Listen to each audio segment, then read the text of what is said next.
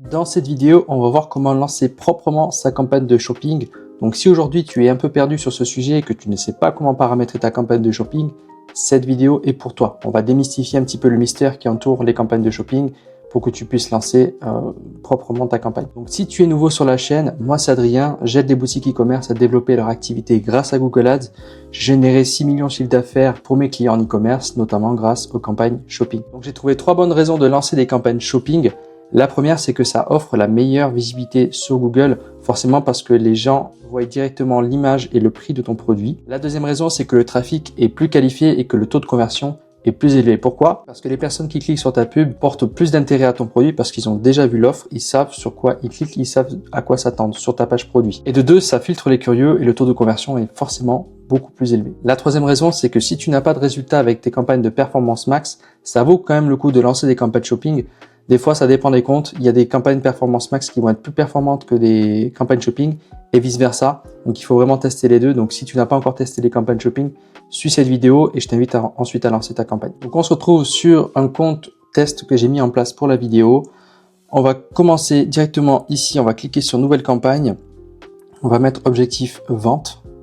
C'est parce que notre but, c'est de faire des ventes et on va s'assurer qu'ici, en objectif de conversion, on est bien une seule action de conversion, pardon, et l'objectif on s'assure bien que ce soit achat, parce qu'à la fin de la journée, ce qui nous intéresse, nous, c'est de faire des achats.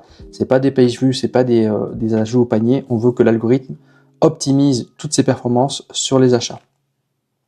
Donc ensuite, on clique sur continuer. Là, on s'assure bien de sélectionner shopping et hop, là, on va sélectionner un compte Merchant Center qui est connecté au compte Google Ads. Et ensuite, on s'assure bien de sélectionner campagne shopping standard. Vous voyez, Google nous présélectionne les campagnes de performance max parce que pour Google, ce sont les campagnes les plus rentables, pas pour nous, pas forcément en tout cas. Ensuite, on donne un nom à la campagne. Moi, je vais l'appeler shopping. Shopping tous les produits. Ok, pourquoi tous les produits? Parce que ça va être ma campagne de shopping principale, là où je vais faire le plus de testing, et ensuite on verra les autres stratégies plus tard. Mais voilà, pour lancer sa campagne de shopping, une campagne shopping standard où on met tous ses produits, c'est efficace. Ensuite, on clique sur continuer. Au niveau du budget, moi j'aime bien être agressif. Je commence avec minimum 50 € par jour. Après, si vous n'avez pas forcément le budget pour ça, je vous conseille entre 20 et 30 €, pas moins, parce que sinon vous allez mettre beaucoup plus longtemps à avoir de la data exploitable et c'est pas le but. Le but, c'est qu'on ait de la data assez rapidement pour qu'on puisse optimiser et perdre le moins d'argent possible. Donc voilà, là pour la vidéo, je vais mettre 50. Ensuite, au niveau des enchères, vous avez plusieurs paramétrages possibles. Moi, ce que je conseille, c'est le CPC manuel. Donc, je recommande ça pour les personnes qui ont qui savent un petit peu faire une étude de marché sur Google Ads et savoir un petit peu combien coûte le CPC dans leur niche. Pour ça, il faut faire des recherches de marché, des recherches de mots-clés également. Voilà. Si vous n'avez pas fait cette recherche-là et que vous n'avez pas envie de vous casser la tête, allez sur maximiser les clics, même si c'est ce que je recommande le moins, pardon. Parce que maximiser les clics, c'est pas ce qui va être le plus optimisé pour votre budget et ça va surtout lancer votre budget dans la nature un petit peu. En tout cas, c'est le sentiment que j'ai. Donc voilà. Mais dans tous les cas, que vous partez avec du CPC manuel ou du maximiser les clics, l'objectif à la fin pour l'optimisation, c'est d'attendre d'avoir une quinzaine de conversions et ensuite de passer en ROS cible. D'accord? Donc là, pour la vidéo, je vais mettre en CPC manuel. Là, on s'assure bien qu'on n'a rien oublié. Priorité de la campagne. Donc, pour la priorité de la campagne, je vous conseille de la laisser en faible priorité. Vous n'y touchez pas du tout.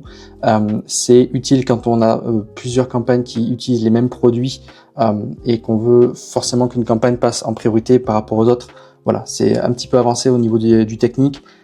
Pour nous dans cette vidéo, on va pas y toucher. Ensuite, pour les zones géographiques, vous allez sélectionner le pays dans lequel vous voulez afficher vos produits et vous vous assurez de sélectionner la deuxième option qui s'appelle présence, personnes situées dans les zones que vous avez incluses ou qui s'y rendent régulièrement. Pourquoi? Parce qu'en général, on va livrer dans un pays et on veut pas que les gens externes au pays puissent commander et ne pas être livrés au final, ça va faire des frais inutiles. D'accord? Donc on s'assure bien de rester en présence. Après, si votre business model vous permet de passer en présence ou intérêt, ce que je recommande très rarement, allez-y. Mais dans la grande majorité des cas, on va rester en présence. Ensuite, les annonces à caractère politique dans l'Union européenne, on va pas y toucher.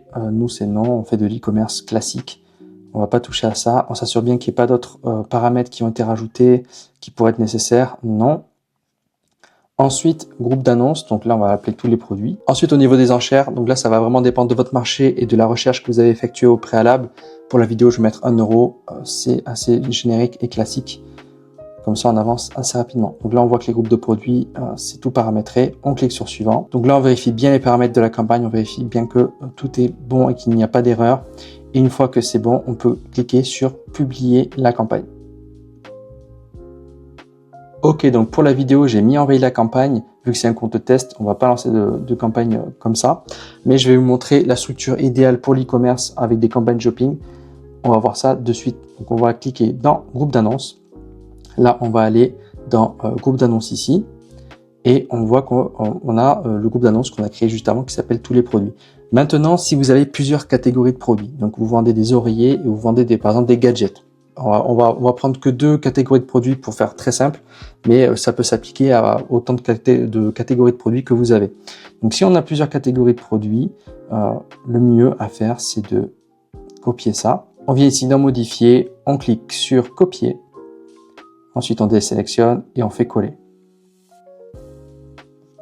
On vient sélectionner la campagne qui nous intéresse et on met coller. Ensuite, on va aller dans la page groupe de produits qui se trouve juste ici. Et là, on voit qu'on a nos 2 groupes d'annonces distincts et on va devoir exclure les produits que l'on ne vise pas. Donc, par exemple, dans le groupe d'annonces gadgets, on va exclure tous les oreillers. Et dans le groupe d'annonces oreillers, on va exclure tous les gadgets. Donc, comment on fait ça? On va ici, par exemple, dans gadget, on va cliquer sur le petit plus de tous les produits. On va ici dans ID de l'élément. Et là, vous allez chercher le nom de vos produits gadget. Une fois que vous les avez sélectionnés ici, par exemple, moi je vais prendre cela par exemple, on clique sur continuer à modifier les enchères. Si votre CPC est 1 €, on laisse 1 € et on clique sur enregistrer. Donc là, on voit qu'on a nos produits gadget pour le groupe d'annonces gadget. Et là, on va cliquer sur tout le reste des produits et on va exclure. Ensuite, on fait la même chose pour les oreillers. Donc on retourne ici dans groupe de produits. On va dans oreiller ici, tous les produits. On sélectionne, on va dans ID de l'élément, pardon. On sélectionne tous nos produits oreillers. Donc on vient les sélectionner ici par exemple. Voilà, on clique sur continuer à modifier les enchères, enregistrer. Et tout le reste des produits, on vient l'exclure. Voilà, comme ça, vous avez une campagne de shopping qui est très bien structurée avec des groupes d'annonces par groupe de produits. Ça va vous permettre de mieux optimiser votre campagne shopping en fonction des résultats et des catégories de produits que vous voulez cibler. Ensuite, ce que je vous conseille de faire, c'est d'aller modifier vos enchères sur les devices, donc sur les appareils utilisés. Donc, je rappelle qu'on a 3 appareils utilisés pour les campagnes de shopping. On a le téléphone, l'ordinateur et les tablettes. Donc pour ça, on va se rendre dans Insight et Rapport et on va aller dans où et quand vos annonces ont-elles été diffusées. On reste sur la première page qui s'appelle Appareil et là, on vient tout simplement sélectionner mobile. Moi, j'aime bien enchérir un peu plus sur les mobiles. Donc on va mettre 15% par exemple. Et sur ordinateur et tablette, surtout les tablettes, je vais diminuer de 25%. Les enchères. Pour l'ordinateur, ça va dépendre. En général, j'aime bien diminuer entre 5 et 10% suivant les résultats que j'obtiens. Mais là, si vous voulez, pour la vidéo, on peut ne pas y toucher et attendre de voir ce que ça donne. J'espère que cette vidéo vous aura été utile. Et si vous souhaitez déléguer la gestion de vos campagnes Google Ads, je vous invite à prendre rendez-vous avec moi. C'est le premier lien dans la description. Sur ce, on se retrouve pour une prochaine vidéo.